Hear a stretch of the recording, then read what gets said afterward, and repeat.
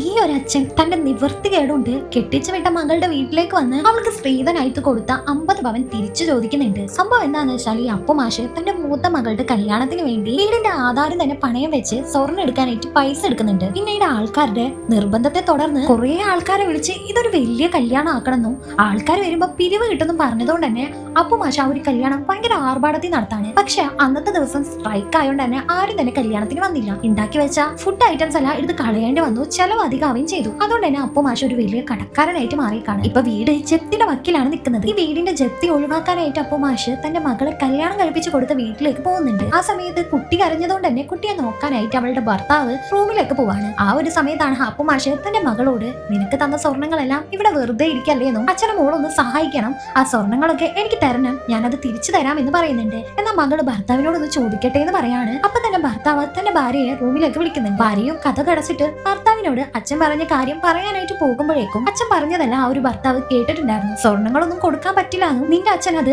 തിരിച്ചു തരാനുള്ള നിവൃത്തിയില്ല, അത് മാത്രമല്ല ഈ സ്വർണ്ണങ്ങൾ വെച്ചിട്ട് ഞാൻ ഒരുപാട് ബിസിനസ് പ്ലാൻസ് ഒക്കെ കണ്ടിട്ടുണ്ട്, അതുകൊണ്ട് നീ ഒരു സ്വർണ്ണം കൊടുത്തിട്ടുള്ള പരിപാടി ഒന്നും നടക്കില്ല, നിന്റെ അച്ഛൻ ഇപ്പൊ തന്നെ ഇറക്കി വിടാനെല്ലാം പറയുന്നുണ്ട്. ഈ മകളും ഭർത്താവ് പറഞ്ഞതനുസരിച്ച് അച്ഛനോട് ഇക്കാര്യം പറയാനായിട്ട് പോകുമ്പോഴേക്കും അച്ഛന് നാണം കെട്ടിട്ട് ഇതെല്ലാം കേട്ടോണ്ട് അവിടെ നിന്ന് ഇറങ്ങി പോകുന്നുണ്ട്. സ്ത്രീധനം കൊടുക്കുന്നതും വാങ്ങുന്നതെല്ലാം തെറ്റാണെന്ന് പറയുന്നുണ്ടെങ്കിലും ഇന്നത്തെ കാലത്തും കുറെ ഇങ്ങനത്തെ കാര്യങ്ങളൊക്കെ നടക്കുന്നുണ്ടല്ലേ. എന്തായാലും ഈ ഒരു മൂവി ഫുൾ ആയിട്ട് നിങ്ങൾക്ക് കാണാനായിട്ട് താഴെയുള്ള പ്ലേ ബട്ടൺ ഒന്ന് ക്ലിക്ക് ചെയ്താൽ മതി. നല്ല അടിപൊളി മൂവിയാണ്.